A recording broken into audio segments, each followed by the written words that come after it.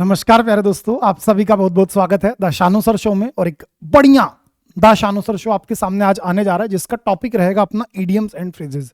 आज के इस अपने द शानू सर शो के अंदर मैं आपके सामने बहुत सारे से इडियम्स एंड फ्रेजेस क्लियर करने जा रहा हूं।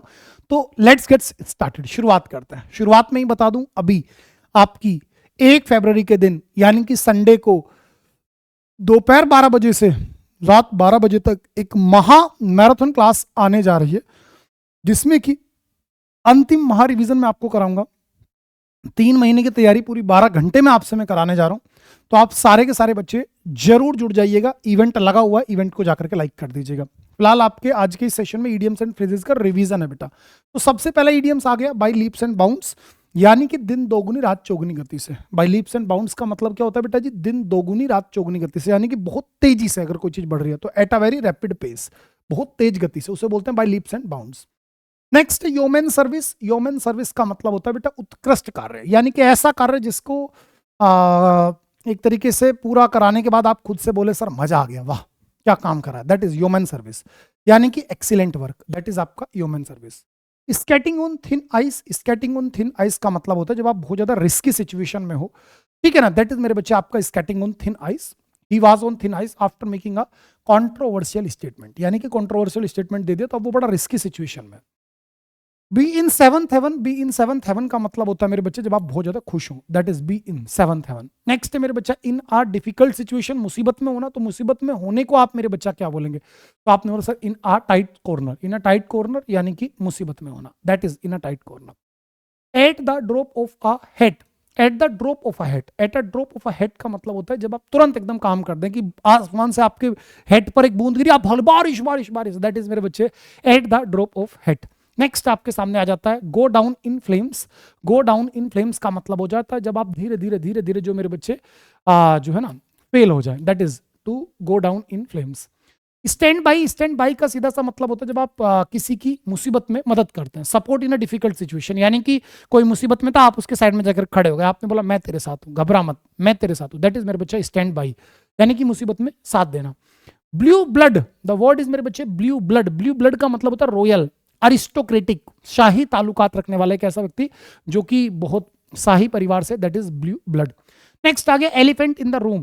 क्या वर्ड आ गया मेरे बच्चे? एलिफेंट इन द रूम, यानी कि एक ऐसी मुसीबत, एक ऐसी समस्या जिसको हर कोई इग्नोर कर रहा है, ठीक है ना, दैट इज मेरे बच्चे आपका एलिफेंट इन द रूम, यानी कि कोई भी एक ऐसी सिचुएशन जो कि बड़ी साधारण सी है, उसको हर कोई इग्नोर कर रहा है, उसे बोलते हैं एलिफेंट इन द रूम।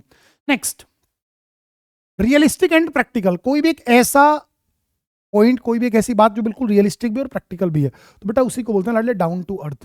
क्या बोल देंगे आप? उसी को बोलेंगे मेरे बच्चे डाउन टू अर्थ।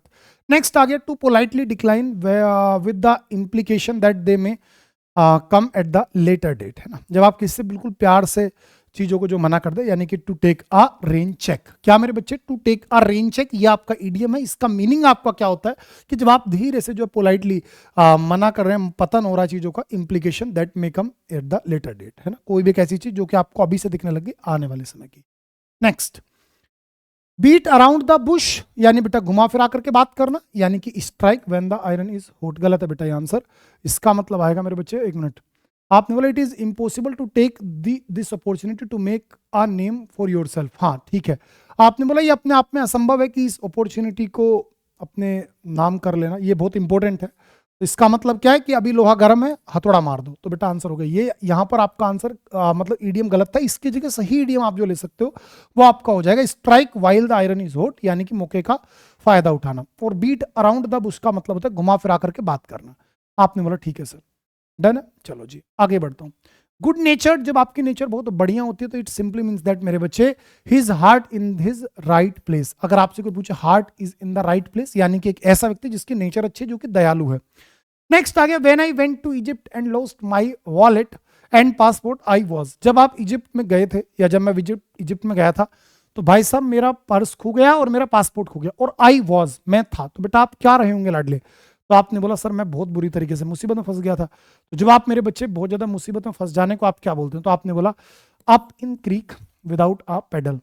क्या मेरे बच्चे? Up in a creek without pedal, यानी कि आप चट्टान के ऊपर है और आपकी साइकिल में पेडल नहीं है, तो up in the creek without pedal, यानी कि बहुत बुरी तरीके से मुसीबत में फंस जाना।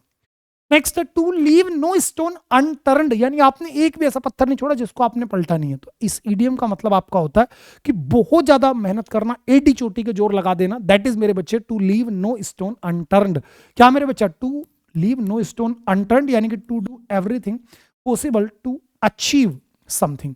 आगे बढ़ जाता हूं। John was always blank about becoming a millionaire without doing any hard work. अब बताओ बेटा कि जॉन जो ना बस ये सोचता रहता है कि वो बिलेनियर बनेगा बिना हार्ड वर्क किए। तो मेरे बच्चे ये अपने आप में क्या हो गया लाडले, तो ये हो गया हवाई किले बनाना। तो building castles in the air, यानी कि हवाई किले बनाना, दैट इज आपका building castles in the air. Next, life is wonderful and pleasant. अगर आप ये कहते हैं कि life is wonderful and pleasant, it simply means that मेरे बच्चे, इट सिंपली मीन्स दैट क्या हो जाएगा भाई साहब, तो यहां पर आपका आएगा I am facing the music, नहीं भाई साहब। और life is bowl of cherries, life is a bowl of cherries अगर आपके सामने ईडियम आए तो इसका मतलब होगा कि जीवन बहुत शानदार है। That is life is a bowl of cherries. Beat around the bush, वही बात, घुमा फिरा करके बात करना है ना। To talk, avoid talking about what is important, जब जो मेन मुद्दे की बात है आप उस पर बात ही ना करें, that is beat around the bush. Next, mild punishment, बहुत थोड़ी सी, छोटी सी, आसान सी सजा। तो इसी को आप मेरे बच्चे बोलते हैं स्लैप ऑन द व्रिस्ट। क्या लाडले, आ स्लैप ऑन द व्रिस्ट यानी कि बहुत आसान सी सजा, बहुत हल्की सजा। नेक्स्ट आपके सामने मेरे बच्चा nerves of steel. The word is मेरे बच्चा नर्व्स ऑफ स्टील। तो नर्व्स ऑफ स्टील का सीधा सा मतलब आपका क्या हो जाएगा मेरे बच्चा, एन एब्सेंस ऑफ फियर और एनेक्सिटी, यानी कि जब आपके अंदर चिंता ही ना हो, बिल्कुल आपको डर लगता ही नहीं हो, आपको टेंशन नामक शब्द ही ना हो डिक्शनरी में, तो उसे बोलते हैं बेटा नर्व्स ऑफ स्टील। यानी कि जो आपकी नर्व है, नसें हैं, वो स्टील की हो गई, अब आपको फर्क ही नहीं पड़ता, दुख डर टेंशन ही नहीं। That is nerves of steel. बहुत अच्छा आइडिया, नर्व्स ऑफ स्टील यानी कि जब आपको किसी तरह का कोई भी डर ना लगता हो, आपके अंदर की फीलिंग्स बिल्कुल एब्सेंट हो। Between the devil and deep sea, आप बोलेंगे सर जी आगे कुआं पीछे खाई, बीच में फंस गए हम दोनों भाई भाई। तो यानी मेरे बच्चा एक डिलीमा में होना, दुविधा में होना, चुनने की दुविधा की क्या चुने क्या ना चुने। Have your head in the cloud, क्या बच्चा, have your head in the cloud, it simply means that have your head in the cloud का मतलब क्या हो जाएगा भैया, तो आप बोलने वाले हैं सर कि head in the cloud during an important meeting. तो आपने बोला sir he had his head in the clouds during an important meeting, यानी मेरे बच्चे ख्यालों में सोया हो, खोया हुआ होना।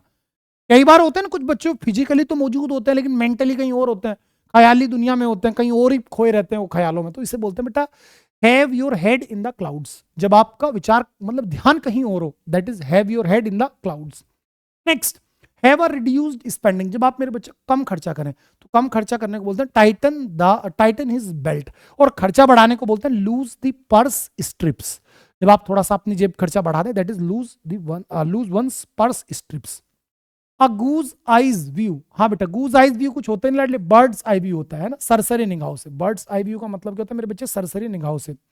When pigs fly, हाँ जी बच्चा, जब सुअर उड़ेंगे, तो भाई साहब ये तो कभी होगा नहीं, तो एक ऐसी चीज जो कि कभी नहीं होने वाली, that is when pigs fly. Next बेटा सेकर्ड काउ, बेटा सेकर्ड काउ का मतलब हो गया कोई भी एक ऐसी चीज जिस पर कोई क्वेश्चन ना उठाए, है ना, दैट इज सेकर्ड काउ, है ना, धार्मिक टाइप में, उस पर कोई प्रश्न नहीं उठा रहा। ब्लैक शीप लाडले, एक ऐसा व्यक्ति जो बहुत बेकार है, जो कि अपने आप में क्या है, अशुभ व्यक्ति है, उसकी मतलब हर कोई आलोचना करता है। इन अ डिफिकल्ट सिचुएशन, एक मुसीबत भरी सिचुएशन में होना, तो मुसीबत भरी सिचुएशन में होने को आप क्या बोलेंगे मेरे बच्चे, आपने बोला सर हाई एंड ड्राई। क्या लाडले, हाई एंड ड्राई यानी ऊंचाई पर हो और अकेले खड़े हो, तो that is high and dry, यानी कि एक बड़ी मुसीबत में होना, that is high and dry. Get itchy feet, क्या मेरा बच्चा, गेट इटची फीट, क्या कहोगे, गेट इटची फीट, तो आप बोलेंगे सर गेट इटची फीट का सीधा सा मतलब हमारा निकल करके आएगा to start, to want, to travel, to do something different. जब आपके मन में मतलब घूमने की इच्छा उठ रखी हो, आपको मन करो कहीं चलता हूं यार, कुछ अलग करके आता हूं, कुछ तूफानी करके आता हूं, गेट इटची फीट। नेक्स्ट पर चलते हैं। ऑन थिन आइस, बहुत पतली सी आप आइस पर बहुत पतली सी बर्फ पर आप चल रहे हो, तो बड़ा रिस्क है यार, तो in a very risky situation, सीधी सी बात है बेटा, ऑन थिन आइस यानी कि in a very risky situation. Bread and butter, बेटा रोजी रोटी जिससे आपका घर चलता है उसे बोलते हैं ब्रेड एंड बटर। नेक्स्ट आ गया आपके सामने आ लेवल हेड, क्या वर्ड आ गया मेरे बच्चा, आ लेवल हेड, यानी कि मेरे बच्चे जब आप बिल्कुल शांत रहें और कंपोज्ड रहें, दैट इज मेरे बच्चे a level head. Next, keep your pants on, keep your pants on का मतलब क्या हो जाएगा, जब आप बिल्कुल काम एंड क्वाइट रहें। कीप योर पेंट्स ऑन का मतलब क्या है, बिल्कुल एकदम शांत रहना। Next, nib in the bud, यानी किसी भी मुसीबत को शुरुआत में खत्म कर देना, दैट इज मेरे बच्चे निप इन द बड, यानी कि to suppress something at an early stage, that is nip in the bud. Next, the ball is now in their court.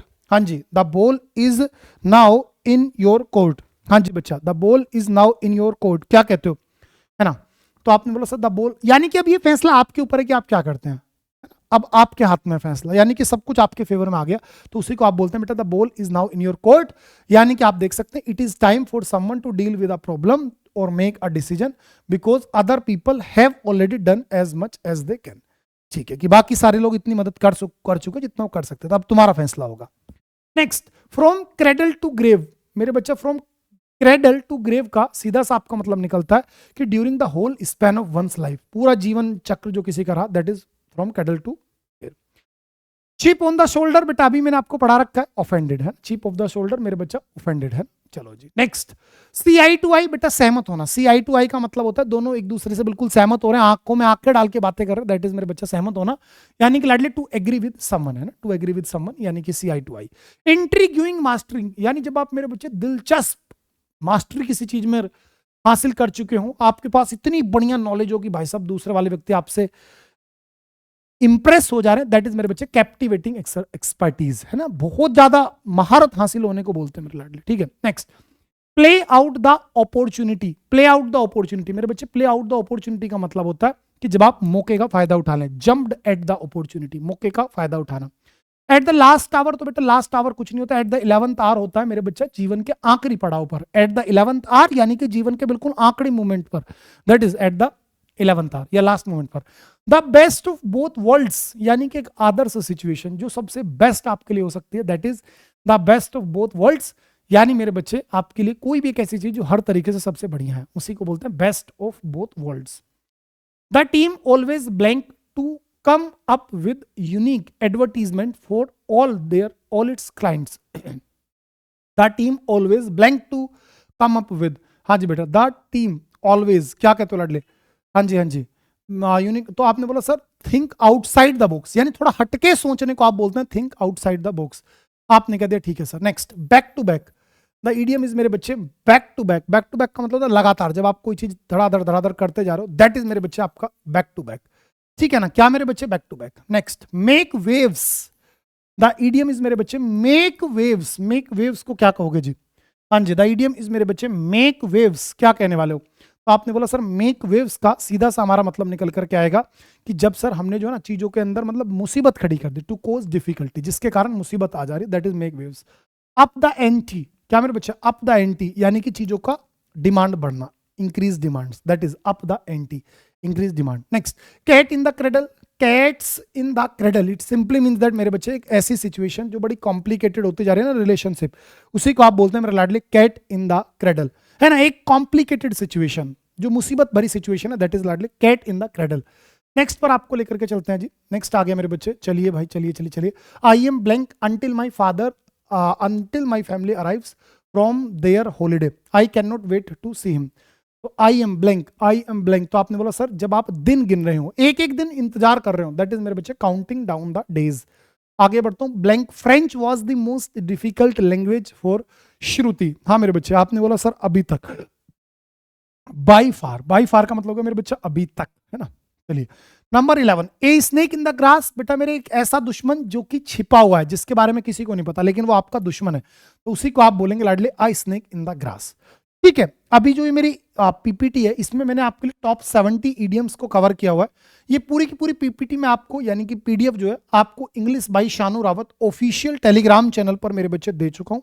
ठीक है, आप सारे के सारे बच्चे जाकर के उठा लो, है ना। और भाई यूट्यूब पर आपकी ये इवेंट जो बेटा लग चुका है, आप इस इवेंट को लाइक कर दीजिए। कैसे लाइक करोगे, देखो ये आपकी यूट्यूब है, आप देख सकते हो यूट्यूब पर अलग ही दिख रहा है सब कुछ, है ना। पूरे यूट्यूब को मेरे बच्चे आप देख सकते हैं, आपको यहाँ दिख रहा है। यहाँ जैसे आप लाइव वाले सेक्शन में जा रहे हो, तो लाइव वाले सेक्शन बेटा ये आपका इवेंट लगा हुआ है मेरे बच्चे। और आप सभी को करना क्या है भाई मेरे, कि इसको यहाँ पे लाइक करके और नोटिफाई मी पर क्लिक कर देना है। आपको मेरे बच्चे करना क्या है कि लाइक करने के बाद में आप इसे नोटिफाई मी पर क्लिक कर दीजिए, ताकि संडे की जो ये मैराथन है बेटा ये आपको सभी को मिल जाए।